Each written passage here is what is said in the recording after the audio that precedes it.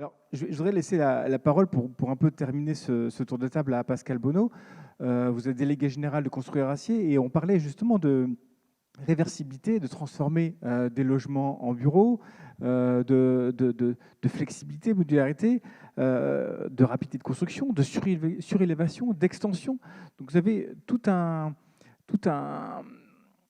panel de possibilités que vous voulez un peu développer, dont vous voulez parler pour justement cette ère post-Covid sur une nouvelle manière de concevoir, une nouvelle manière de construire. Bon, bonsoir à tous tout d'abord. Malheureusement, je ne vais pas pouvoir tout passer parce qu'autrement, on est là jusqu'à tard dans la nuit.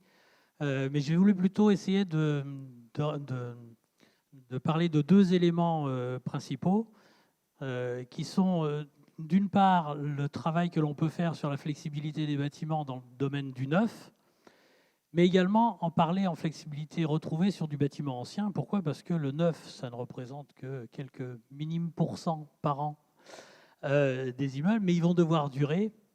Et nous savons très bien, tous, qu'il est hors de question, ou en tout cas il serait très prétentieux de pouvoir dire ce que seront les bâtiments dans 30 ans, dans 40 ans, pour une simple et bonne raison, c'est que les révolutions qui nous tombent sur le dos sont de plus en plus rapides. On a vu la révolution numérique arriver, qui a fait complètement changer aussi les rapports, je dirais, de l'homme au travail, et même dans la ville. Faire des évolutions urbaines, ça a été très compliqué. On l'a eu avec le Covid. Demain, on l'aura peut-être aussi avec une révolution dans les transports, peut-être. Et puis quoi encore demain? J'en sais rien. La seule chose que sur laquelle on peut travailler, c'est ce que font aujourd'hui les architectes, hein, c'est de trouver cette fameuse flexibilité sur les bâtiments neufs. Mais là encore, je n'oublierai pas le fait de rendre la flexibilité aux bâtiments passés. Quand je dis flexibilité, je le dis plutôt que réversibilité, parce que réversibilité, ça n'est qu'une partie, pour moi, de la flexibilité. Il y a d'autres cas. Donc, en ce qui concerne les bâtiments neufs, pour moi, et on l'a vu déjà, on en a parlé, le principal atout, je dirais, de la flexibilité, c'est d'avoir des bâtiments à plateau libre. Quand on prend un bâtiment qui n'a pas justement ce principe de plateau libre, je prends le cas des bureaux, parce que c'est un très bel exemple, on s'aperçoit que les poteaux génèrent l'organisation spatiale du bâtiment.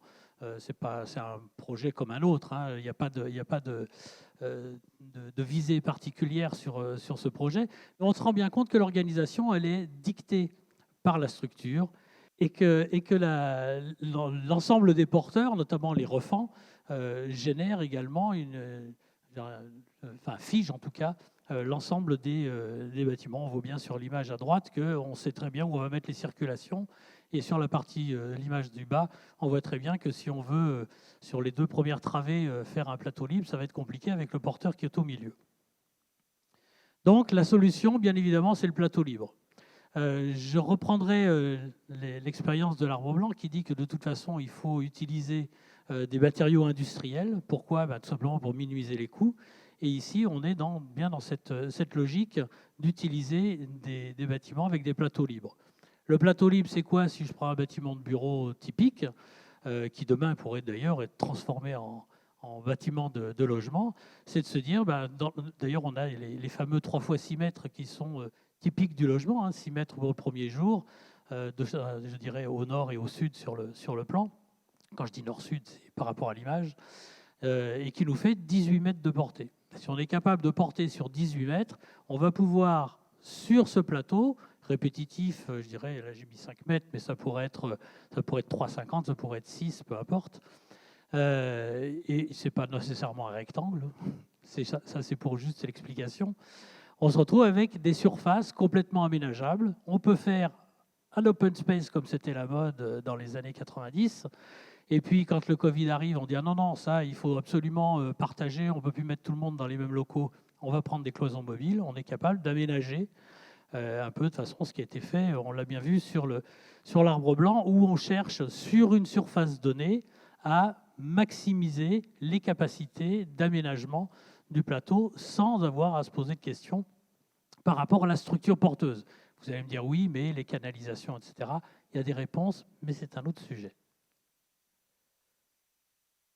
Alors, ce genre de plateau, j'aime beaucoup cette image de Beaubourg, non pas pour regarder le passé, mais parce que j'adore quand Renzo Piano et Richard Rogers ont déclaré à la livraison du bâtiment, qui était le premier bâtiment qu'ils faisaient, ils n'avaient jamais rien construit, quand on leur a dit de faire un musée d'art contemporain, ils ne savaient pas du tout ce que c'était qu'un musée d'art contemporain, ni même un musée.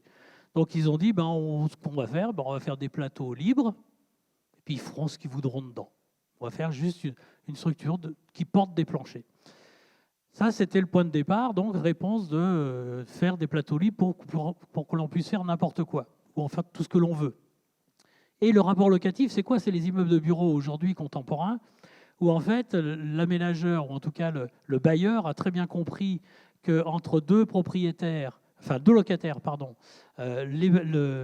zone de travail va évoluer, et que la seule façon de faire évoluer cette zone de travail, c'est d'avoir un plateau le plus libre possible, des partitionnements qui soient amovibles, et de telle manière à pouvoir faire ça en un seul mois, ce qui veut dire qu'on n'a perdu qu'un mois de loyer sur le bâtiment.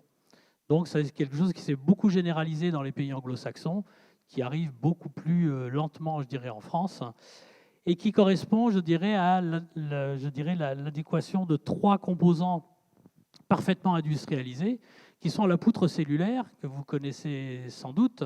Et pour bien préciser, une poutre cellulaire, ce n'est pas une poutre avec des trous, c'est une poutre plus petite qui a été découpée, comme vous pouvez voir sur la droite, puis décalée et ressoudée de telle manière à obtenir une inertie supérieure avec le même métal qu'un profilé plus petit. On arrive comme ça à avoir à peu près jusqu'à 1,5 fois l'inertie du profil de départ. La poutre cellulaire permet également, comme elle a ses trous, de passer tous les réseaux dans le plafond, ce qui veut dire que par rapport à une poutre qui serait pleine, quel que soit son matériau, on s'affranchit complètement du plénum et donc on gagne une épaisseur non négligeable dans l'épaisseur totale du plancher, j'allais dire du dessous du plafond au-dessus du plancher. Et il ne faut pas oublier que les coûts générés par l'épaisseur de ce plancher se retrouvent généralement en façade, où là, il faut payer de la façade inutile, puisqu'elle sert juste à passer devant des zones inutilisées par les occupants. Pardon. Le deuxième facteur clé pour la réalisation de ce type de bâtiment, c'est d'utiliser le plancher collaborant. Un plancher collaborant, on utilise le plateau métallique, une tôle profilée sur laquelle on vient couler du béton. L'avantage de cette tôle, c'est qu'elle sert à la fois de coffrage, mais elle reprend également les efforts de traction dus à la flexion du plancher. Donc on économise les aciers inférieurs. Et pour des bâtiments de bureau, typiquement, on a des planchers qui peuvent aller jusqu'à 12 cm simplement d'épaisseur. Donc on récupère encore de l'économie sur la façade. Et du poids. Et le troisième élément, c'est ce qu'on appelle la construction mixte. Alors, je suis tout à fait d'accord sur le fait que la mixité des matériaux, c'est bénéfique dans l'avenir. Ici, à gauche, vous avez le système classique qui serait de dire je mets mon plancher collaborant sur une poutre. Là, on va passer par une mixité, c'est-à-dire on va faire collaborer la poutre et le plancher collaborant avec des connecteurs qui seront donc connectés. Et donc, la flexion de l'ensemble est prise en compte dans le calcul du plancher. C'est le principe même, je dirais, d'avoir l'inertie qui comprend à la fois la poutre métallique et l'épaisseur du plancher, ce qui tombe bien parce qu'en plus le béton là-haut travaille en compression et la semelle du profilé métallique travaille en traction. Ce système-là nous permet donc de minimiser encore l'épaisseur. Et on gagne encore, c'est bien parce qu'on a un deuxième effet qui se coule, c'est comme on est connecté, on n'a plus besoin de mettre les contreventements horizontaux sur les planchers puisque c'est réalisé par la dalle qui fait un principe de diaphragme. Vous avez un très bel exemple qui est fait depuis déjà maintenant une bonne quinzaine d'années, l'immeuble Sequana à Paris, qui reprend ces éléments, grand plateau libre et construction mixte complète. Alors ça, c'est le système simple et j'allais dire économique pour réaliser des grands plateaux qui seront aménagés en fonction des besoins. Les besoins d'aujourd'hui, les besoins de demain, d'après-demain, etc. Maintenant, la grande problématique, c'est de se dire, mais comment je fais, moi, pour retrouver une flexibilité sur un bâtiment qui n'en avait pas? Donc, comment j'adapte? Et là, j'allais dire, quel que soit le matériau de départ, et là, la filière acier a des éléments de réponse non négligeables. Et je vais vous en faire un petit panel, un petit tour d'horizon. Mais pour revenir à la base, en fait, on se retrouve simplement, c'est quoi la flexibilité? Comment on fait pour faire évoluer? Ben, c'est comment le bâtiment est capable de reprendre les charges qu'on va lui mettre sur la figure, qu'elles soient, typiquement, par exemple, quand on fait un bâtiment de bureau, on veut passer à du logement ou du logement à du bureau, il y a plein de contraintes normatives à prendre en compte ou administratives. Et on est, par exemple, on va être obligé de se dire, bah, ce plancher, il doit prendre des charges supplémentaires. Même si elles ne sont qu'administratives, il va bien falloir résoudre ce problème. Et puis également, le deuxième point, c'est de se dire, bah, ces efforts, comment ils font pour transiter de là où elles sont appliquées, ces charges, jusqu'aux fondations, puisqu'on ne connaît pas encore un bâtiment qui tient par lévitation. Ce serait bien, mais ce n'est pas encore pour tout de suite. Alors d'abord, les propriétés physiques. Je vais faire un peu de physique, mais très light, soyez rassurés. Donc on va faire d'abord l'art et la matière, et puis on fera l'art et la manière par la suite. Première chose, je ne voudrais pas qu'on mélange trois matériaux. Le fer, que tout le monde connaît théoriquement, l'acier et la fonte. Pourquoi? Parce que le fer, c'est le matériau qui est issu du minerai. Au départ, on prend ce minerai de fer, et l'objectif, c'est d'en retirer que le fer, donc enlever l'oxygène qu'il contient. C'est un matériau qui est très ductile, qui s'allonge très bien. Le forgeron, la Sot Automatics, le faisait très bien à partir de ce qu'on appelait la loupe, qui était en fait le minerai de fer chauffé avec du bois ou du charbon de bois, jusqu'au forgeron plus classique, qui est capable donc de forger des pièces. Et je ne parle pas des machines-outils maintenant qui font ça, mais on est bien dans un matériau qui est très ductile, qui s'étend, qui s'étire, mais qui se martèle très bien. Et donc, à la compression, c'est plutôt un matériau qui est peu utilisé à ce niveau-là. En revanche, la fonte, qui est issue du haut fourneau, c'est l'évolution de la recherche d'obtention du fer pur. On a augmenté les températures, on a monté le haut fourneau, et puis un jour, on a, c'est même en 1707 pour être très précis, on a récupéré ce que l'on pensait être de la fer liquide, et en fait non, ce n'est pas de la fer, c'était de la fonte, et c'est quoi? C'est du fer, mais avec 4% de carbone. Et là, très curieusement, ce matériau change complètement de comportement. Il résiste à la compression, mais il est très cassant, c'est-à-dire qu'il n'a plus de ductilité. Donc on en a fait les fameux poteaux dans tout le début de l'architecture métallique. Et donc on a deux matériaux issus pourtant de la même base et qui ont des comportements radicalement différents. Les ingénieurs au 19e ont cherché et ils ont bien compris le rôle du carbone, et donc ils ont cherché à faire ce qu'on appelait l'acier, qui est donc un alliage de fer et de très peu de carbone, entre 0,1 et 1% de carbone environ, et qui a permis de générer toute l'industrie métallurgique qui donne les produits plats, les produits longs, tous ces produits qui aujourd'hui sont à disposition, et avec un réglage très précis de leur résistance à la traction, de leur résistance à la compression. Ceci étant dit, l'avantage des matériaux, notamment des métaux d'une manière générale, mais l'acier en particulier, c'est que c'est un matériau isotrope, c'est-à-dire que quel que soit le sens où on veut lui faire passer les efforts, il s'en moque éperdument. À la différence, je dirais, d'une poutre béton armé ou d'un arbre, où on est bien obligé, on a un sens de transfert des efforts. Ici, donc, demain, si je prends un élément en acier, demain, si je veux changer la direction, aucun problème. Donc ça, c'est une valeur quand même intéressante. La deuxième, je vous ai dit que c'était un alliage. On réglait notamment les limites d'élasticité. Et entre le viaduc de Garabi, où on avait une valeur de 180 mégapascals de limite d'élasticité, aujourd'hui, on arrive à monter à des valeurs qui dépassent même aujourd'hui les 1100 mégapascals, non normalisées, mais enfin pour le char d'assaut, on s'en fout. Ce qu'on veut, c'est qu'ils franchissent la rivière. Et toutes ces valeurs sont faites généralement par adaptation à l'ouvrage considéré. L'aptitude double aussi, c'est important. Donc l'acier est capable de travailler en compression. Donc ça, c'est comme la fonte, donc ça tombe bien. Mais il est également capable de travailler en traction. Et donc, il est capable donc, de reprendre des efforts de traction, notamment verticaux, comme par exemple faire des grands porte-à-faux avec des planchers suspendus, aussi bien sur des gros ouvrages que sur des plus modestes dans cette habitation. Et c'est également un point important, c'est qu'il est capable donc de prendre la compression et la traction, indépendamment de son élément. Et le meilleur exemple, c'est celui de la croix de Saint-André, où sous les efforts du vent, un des poteaux est comprimé, l'autre est tendu, et si j'inverse le sens du vent, c'est donc bien l'inverse. On n'a pas besoin de changer les éléments de construction ou de dire, attention, il y a un sens d'utilisation. Et donc ça, ces éléments-là sont hyper importants pour se dire, demain, quand je vais devoir changer le comportement statique d'un bâtiment, eh bien, je ne suis pas coincé, ou en tout cas dicté par les éléments. Et derrière ça, donc j'ai sorti un petit dicton pour vous spécifiquement. Donc, comme on a dit que si on voulait faire de l'évolution, de la flexibilité, il fallait donc s'adapter aux nouvelles charges, eh bien, avec l'acier, si une structure n'est pas capable de supporter de nouvelles charges et de les transmettre aux fondations, vous connaissez la réponse, qu'est-ce qu'il faut faire? Eh bien, il suffit de rajouter de l'acier. Alors, ça, c'est facile à dire. Maintenant, c'est comment on fait tout ça. Et c'est le deuxième point, qui est celui, donc, quelques méthodes. Je ne vais pas tout faire parce qu'il y en a trop. Donc là, c'est l'art et la manière, bien évidemment. Et le premier point, le voilà, c'est le plus simple. C'est des images qui sont très anciennes, mais qui vous disent comment on fait pour renforcer une poutre en acier. Eh bien, il suffit de rajouter de l'acier de telle manière à avoir une section recalculée en fonction de la masse d'acier, la nouvelle masse d'acier, et qui fasse que les efforts soient capables de passer.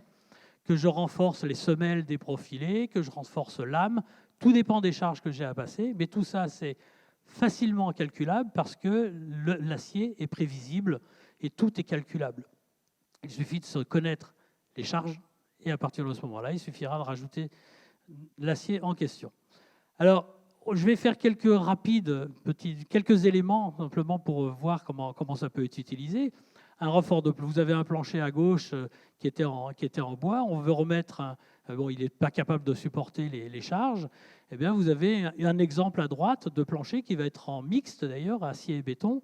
Mais sur l'acier, vous voyez, on a deux petites poutrelles jumelées. Pourquoi? Parce qu'on n'a pas beaucoup d'épaisseur. Donc, plus on va mettre de profil, plus on augmente l'inertie.